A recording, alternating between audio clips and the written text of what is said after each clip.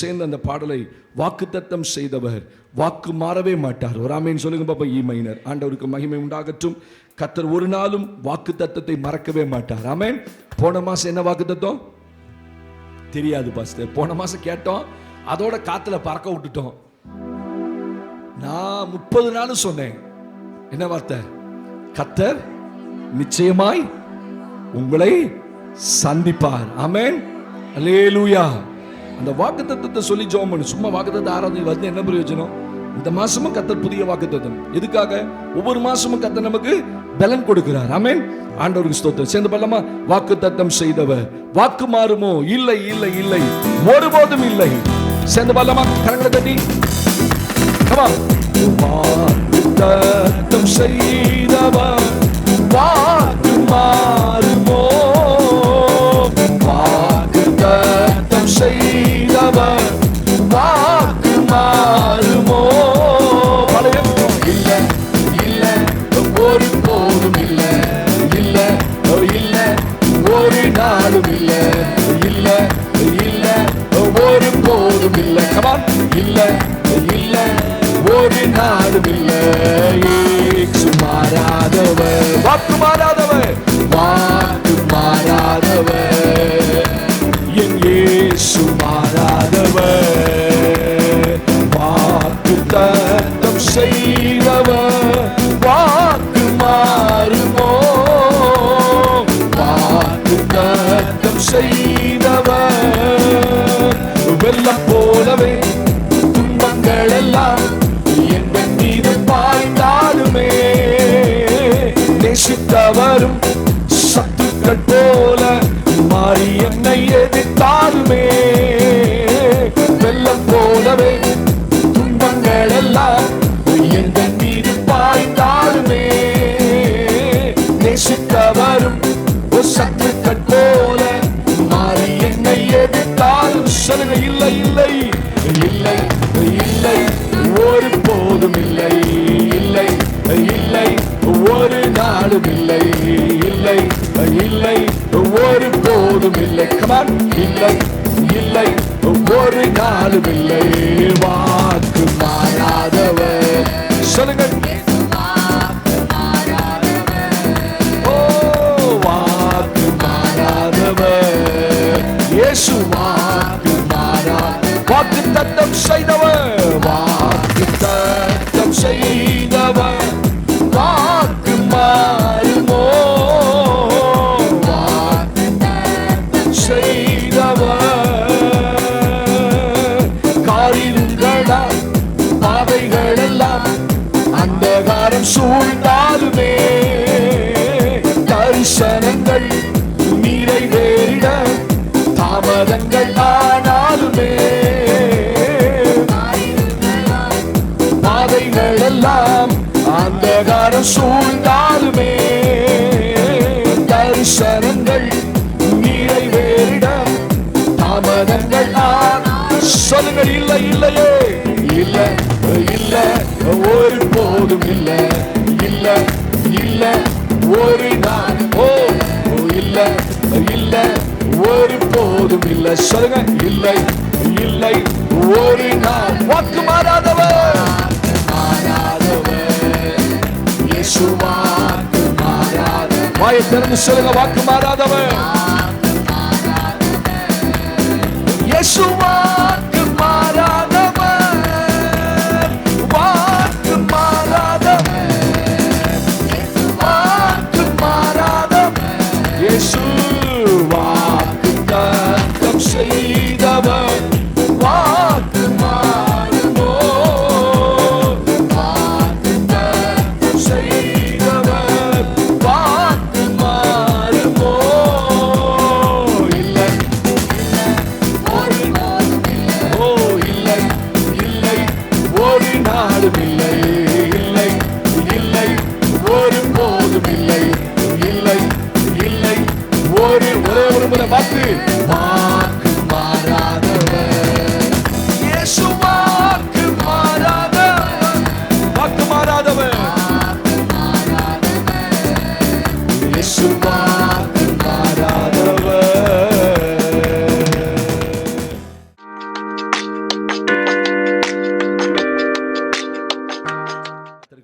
உண்டாகட்டும். ஒரு வேத வாக்கியத்தை எடுத்து நாம் வாசிப்போம். இன்றைக்கு ஆண்டவர் கொடுக்கிற வாக்குத்தத்தத்தின் வார்த்தைகளை நாம் கேட்க போகிறோம். ஏசாயா தீர்க்க தரிசன புஸ்தகம், ஆண்டவருக்கு மகிமை, 49ஆம் அதிகாரத்திலே ஆண்டவர் இஸ்ரவேல் ஜனங்களை பார்த்து ஒரு வார்த்தை சொல்லுகிறார்.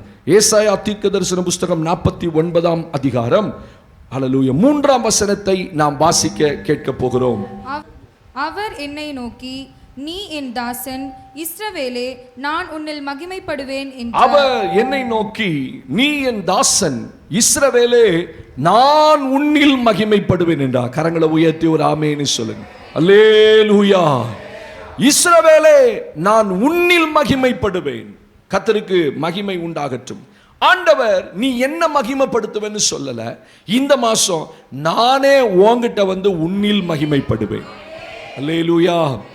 ஆண்டவர் எப்படி ஒரு மனுஷன் ஆண்டவர் எப்படி மகிமைப்படுவார் என்று வேதத்தில் நம்ம வாசிக்க போகிறோம். இஸ்ரவேலே, ஆண்டவர் புறஜாதிகள்கிட்ட, ஆண்டவரை தேடாதவர்கள்ட்ட, ஆண்டவருக்காக வாழாதவர்கள்ட்ட, ஆண்டவரை நம்பாதவர்கள்ட்ட அவர் ஒரு நாள் தன் மகிமையை வெளிப்படுத்தி ஆண்டவர் தன்னை வெளிப்படுத்த மாட்டார்.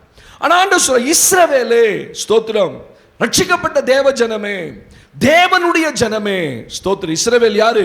தேவனுக்கு பிரியமானவன், தேவனுடைய ஜனம். ஆண்டவர் சொல்ற, உன்னில் நான் மகிமைப்படுவேன். நீ என்ன மகிமைப்படுத்தின காலம் போய் நான் உன்கிட்ட என்ன செய்வேன்? மகிமைப்படுவேன். நான் உன்னில் மகிமைப்படுவேன்னா என்ன நான் வெளிப்படுத்தும் போது, நான் உன்கிட்ட வந்து என் காரியங்களை செய்யும் போது நான் உன்கிட்ட மகிமைப்படு. எப்படி? பார்க்கிறவர்கள் எல்லாரும் சொல்லுவார்கள், தேவன் உன் கூட இருக்கிறார்னு சொல்லுவாங்க. அல்லேலூயா. ஆண்டவர் எப்படி நம்மிலே மகிமைப்படுவார் என்று வேதத்தில் வாசிக்கிறோம். தானியேல் 3ஆம் அதிகாரம் 29ஆம் வசனத்தை இன்னைக்கு தானியேலை கையில் வைத்துக் கொள்ளுங்கள். 3ஆம் அதிகாரத்திலே 29ஆம் வசனத்திலே வாசிக்க போகிறோம். ஆதலால் சாத்ராக், மேஷாக், ஆபேத்நேகோ என்பவர்களுடைய தேவனுக்கு விரோதமாக தூஷண வார்த்தையை சொல்லுகிற எந்த ஜனத்தானும் எந்த ஜாதியானும் எந்த பாஷைக்காரனும் துண்டித்து போடப்படுவான். அவன் வீடு எருக்களமாக்கப்படும் என்று என்னாலே தீர்மானிக்கப்படுகிறது. இவ்விதமாய் ரட்சிக்கத்தக்க தேவன் வேறு ஒருவரும் இல்லை என்றான். ஒரு ஆமென்னு சொல்லுங்க பாப்போம். ஹல்லேலூயா. ஆண்டவர் சில வேளையிலே மகிமைப்படுகிற சந்தர்ப்பத்தை நம்முடைய வாழ்க்கையில கொடுப்பார். சாத்ராக், மேஷாக், ஆபேத்நேகோ என்கிற 3 புருஷர்கள் ஆண்டவருக்காக வைராக்கியமாய் வாழ்ந்தார்கள் என்று வேதத்தில் வாசிக்கிறோம். ஒரு காலகட்டம் வந்து எப்பொழுதுமே கர்த்தருடைய பிள்ளைகள் நம்ம எல்லாரும் சொல்லுவோம், ஆண்டவரே நான் உமக்காக வாழ விரும்புகிறேன், ஆண்டவரே நான் உமக்காக வைராக்கியமாக இருக்க விரும்புகிறேன். அதை ஆண்டவர் டெஸ்ட் பண்ணுவார் எப்பொழுதுமே. ஆமென்.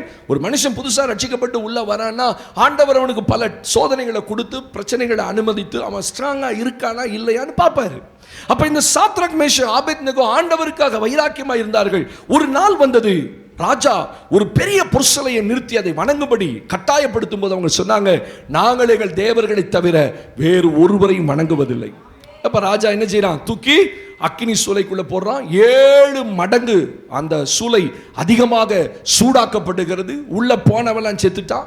ஆனா ராஜா பார்க்கிறான், 4வது நபர் ஒருவர் உள்ளே உலாவிக் கொண்டிருக்கதை பார்க்கிறான். அப்ப சொல்றான், ஆச்சரியமா இருக்குப்பா, போட்டது 3 பேர் தான், ஆனா உள்ள இருக்கிறது 4 பேர். ராஜா பக்கத்துல போய் சொல்றான், சாத்ராக், மேஷாக், ஆபேத்நேகோ என்பவர்களே, நீங்கள் சூளையை விட்டு வெளியே வாருங்கள்.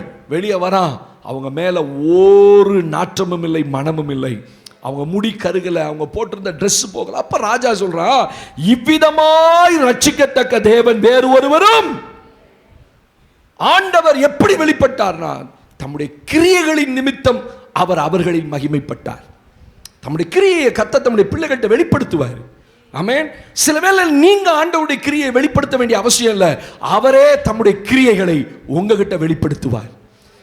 3 பேர் போட்டாங்க, 4வது நபர் ஒருத்தன் உள்ள இருக்கிறார். அவன் பார்க்கலாம், தேவபுத்திரரின் சாயலிலே இருக்கிறதை பார்க்கிறான். ஆண்டவர் உங்களை எப்படி மகிமை? அப்ப சாத்ராக், மேஷாக், ஆபேத்நேகோ என்ன சொல்றான்? அடுத்த வசனம் சொல்லுது, அப்பொழுது ராஜாவாகிய நேபுகாத்நேச்சார் முகம் குப்புற விழுந்து, ஒரு ஆமென் சொல்லுங்க. அல்லேலூயா. வேதத்தில் வாசிக்கிறோம், இவர்கள் சாத்ராக், மேஷாக், ஆபேத்நேகோவை பார்த்த உடனே கடைசி வசனம் சொல்லுது, பின்பு ராஜா சாத்ராக், மேஷாக், ஆபேத்நேகோ என்பவர்களை பாபிலோன் தேசத்திலே சொல்லுங்க உயர்த்தினான். ஒரு ஆமென். 30ஆம் வசனம் சொல்லுது, இந்த சம்பவத்துக்கு பிறகுதான் இந்த சாத்ராக், மேஷாக், ஆபேத்நேகோ யாருன்னு ராஜா தெரிஞ்சுக்கிட்டான். சில நேரத்தில் நம்மளை பார்த்து அற்பமாக தான் நினைப்பான். உங்களை பார்க்கும்போது உங்கள் தோற்றம் அற்பமாக இருக்கும். உங்க சூழ்நிலை அற்பமா இருக்கும். நீங்க சாதாரண ஒரு வாகனத்தில் போவீங்க, உங்களை மதிக்க மாட்டான். உங்களுடைய சூழ்நிலைகளை பார்த்து, உங்க குடும்ப பின்னணியை பார்த்து, உங்க குடும்ப பேக்ரவுண்டை பார்த்து தான் இன்னைக்கு உலகம் மதிக்குது. ஆமென், அல்லேலூயா.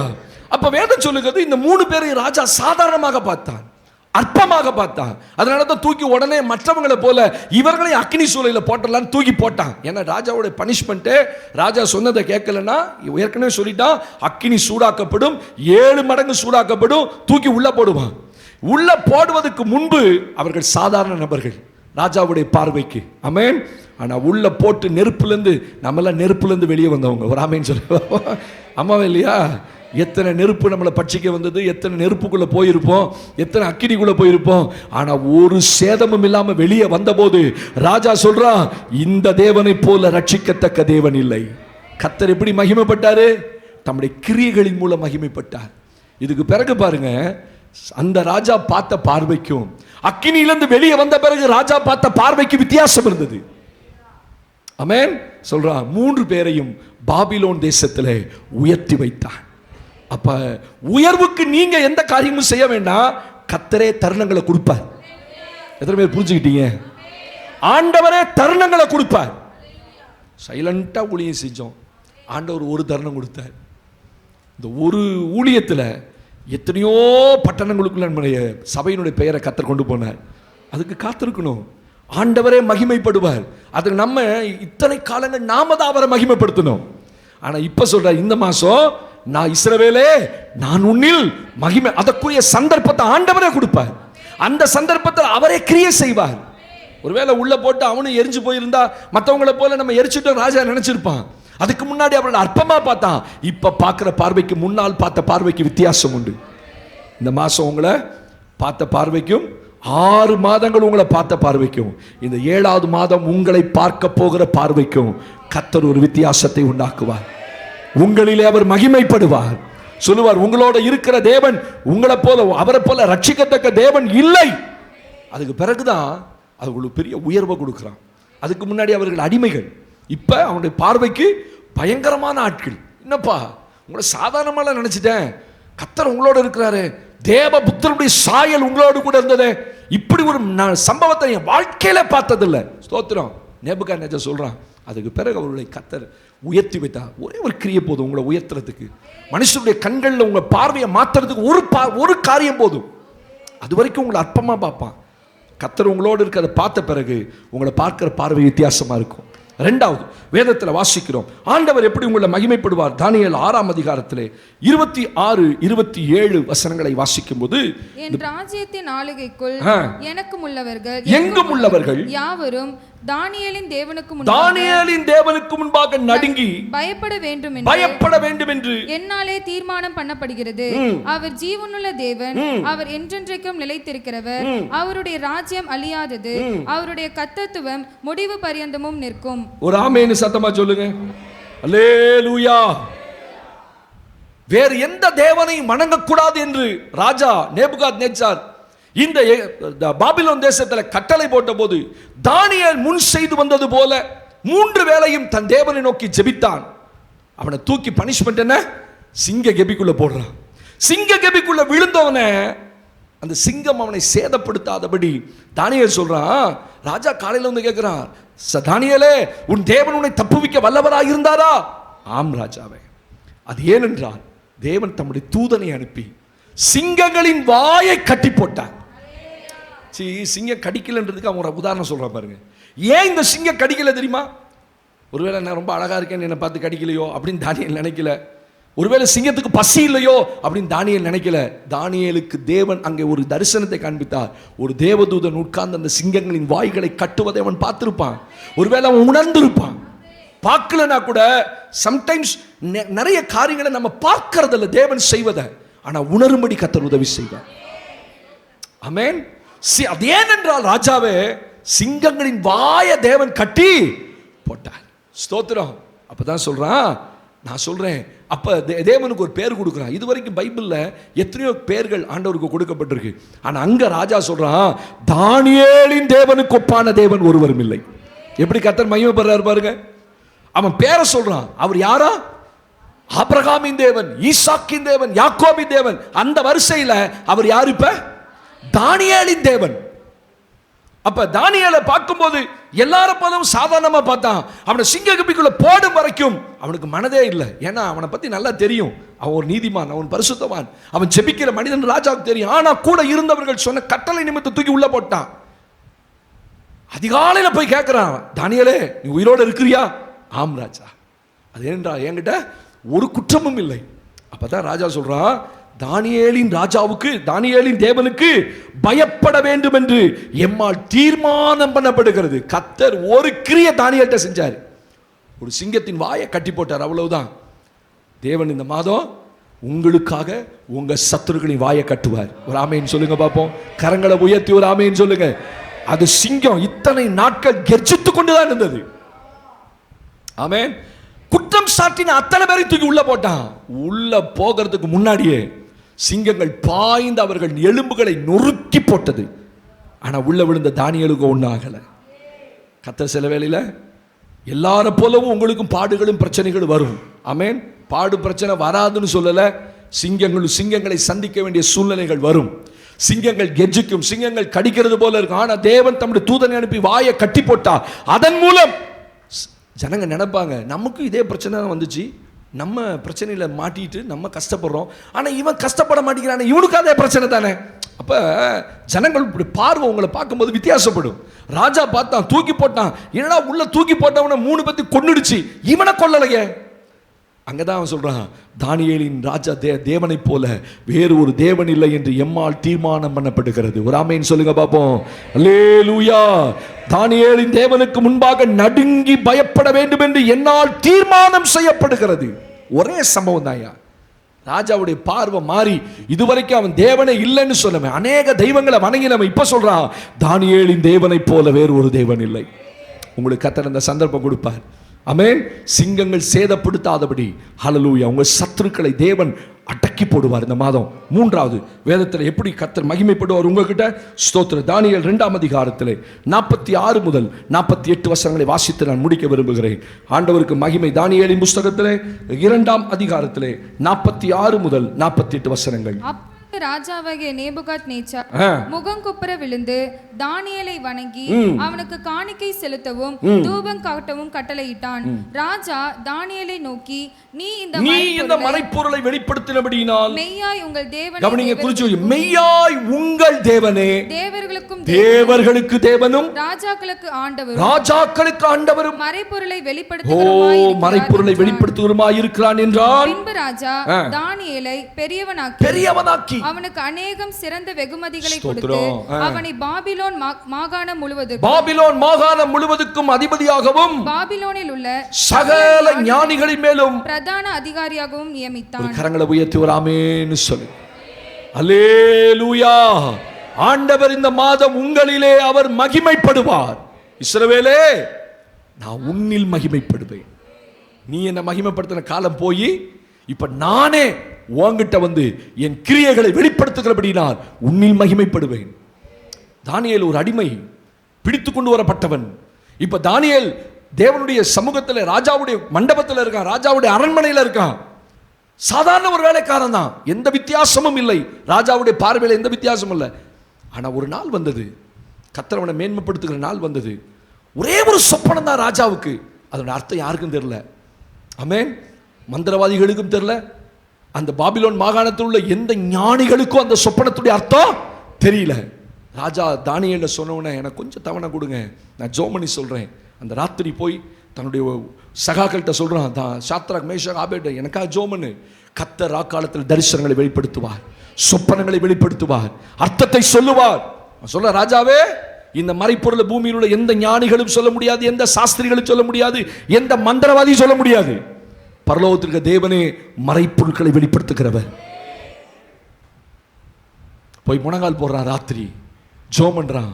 கர்த்தர் ராக்காலத்தில் அவன் கண்ட சொப்பனத்தையும், ராஜா பார்த்த சொப்பனம். இப்போ நீங்கள் என்கிட்ட வந்து நீங்கள் பார்த்த சொப்பனத்தை சொன்னாதான் எனக்கு தெரியும்.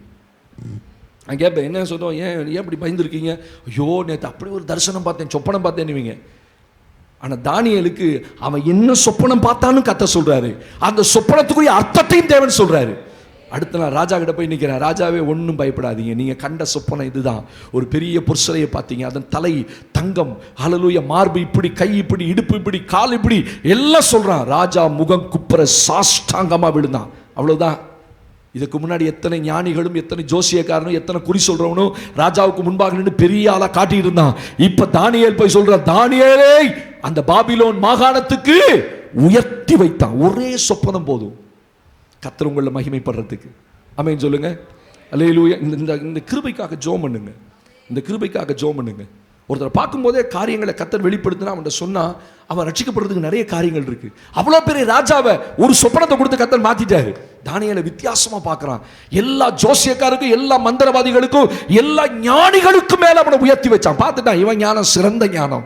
கர்த்தர் இப்ப தானியேல்ல மகிமைப்படுறார். அவன் சொல்றான், தானியேலின் தேவனை போல வேறு ஒரு தேவன் இல்லை. அந்த சந்தர்ப்பத்தை தேவன் கொடுப்பார் உங்களுக்கு. ஆமென். எழுந்து நிற்ப. கர்த்தர் இந்த மாதம் உங்களிலே மகிமைப்படுவார், உங்களை உயர்த்துவார், உங்களை கனப்படுத்துவார். அப்படி கனப்படுத்தும் போது தெரியும், ஸ்தோத்திரம், அதுதான் கர்த்தர் உங்களிலே மகிமைப்படுகிற காரியம். இதுவரைக்கும் பார்த்த கண்கள், அற்பமாய் பார்த்த கண்கள் எல்லாம் உங்களை வித்தியாசமா பார்க்க போகுது இந்த மாதம். ஸ்தோத்திரம். வார்த்தையை பெற்றுக்கொண்டவங்க ஹல்லேலூயா சொல்லுங்க, ஆண்டவரே எனக்கு ஒரு தருணம் தாங்க, என்னிலே நீர் மகிமைப்படுவீராக. ஆண்டவர் சொன்ன, இஸ்ரவேலே நான் உன்கிட்ட வந்து மகிமைப்படுவேன், உன்னிலே மகிமைப்படுவேன், வாழ்க்கையில நான் மகிமைப்படுவேன். இதுவரைக்கும் நீ என்ன கஷ்டப்பட்டு உயர்த்தின, இதுவரைக்கும் நீ எனக்காக ஓடின, இதுவரைக்கும் நீ என் நாமத்தின் மகிமையை எத்தனையோ முறை உயர்த்தின. ஆனா இந்த மாதம் நான் உன்னிலே மகிமைப்பட போகிறேன். தேவனுக்கு மகிமை, தேவனுக்கு மகிமை. அவன் சொல்றான், இந்த தேவனை போல ரட்சிக்கத்தக்க தேவன் வேறு ஒருவரும் இல்லை. அதுதான் கர்த்தர் அவங்களிலே மகிமைப்படுகிறது. அதுக்கு பிறகு அந்த 3 பேரையும் கர்த்தர் பாபிலோனிலே உயர்த்தி வைத்தார். ஒரு சொப்பனம் போதும் தேவன் உங்களை மற்றவங்க பார்க்கிற பார்வையில வித்தியாசப்படுத்துவதற்கு. ஸ்தோத்திர ஆண்டவரே. தானியேல் சிங்க கபியில உள்ளே விழுந்த போது ஏதாவது சிங்கங்கள் சேதப்படுத்தாதபடி கர்த்தர் அவனுக்கு ஜீவனையும் சுகத்தை கொடுத்தார். அவன் ராஜா வந்து பார்க்கிறான், விழுந்த மற்றவர்களெல்லாம் கடித்து கொண்டு போட்டது, இவனையோ சிங்கங்கள் சேதப்படுத்தாமல். உங்களுக்கு வருகிற அத்தனை காரியத்திலேயோ ஆண்டவரே, சிங்கங்கள் கெர்ச்சித்தாலும், சிங்கங்கள் இருக்கிற கபியில விழுந்தாலும் அங்கேயும் கர்த்தர் உங்களிலே மகிமைப்படுவார். ஹல்லேலூயா. விரோதிக்கிற ஜனங்கள் மத்தியிலே கர்த்தர் உங்களை மகிமைப்படுத்துவார். சோதிக்கிற ஜனங்கள் மத்தியிலே, எதிர்த்து நிற்கிற ஜனங்கள் மத்தியிலே கர்த்தர் உங்களிலே மகிமைப்படுவார். உங்களை இதுவரைக்கும் பார்த்த பார்வைக்கும் இனி கர்த்தர் உங்களை பார்க்க வைக்க போகிற பார்வைக்கும் கர்த்தர் ஒரு பெரிய வித்தியாசத்தை உண்டாக்குவார். நம்ம எல்லாரும் வார்த்தைக்காக கரங்களை உயர்த்தி கர்த்தரை ஸ்தோத்திரம் பண்ணுவோம்.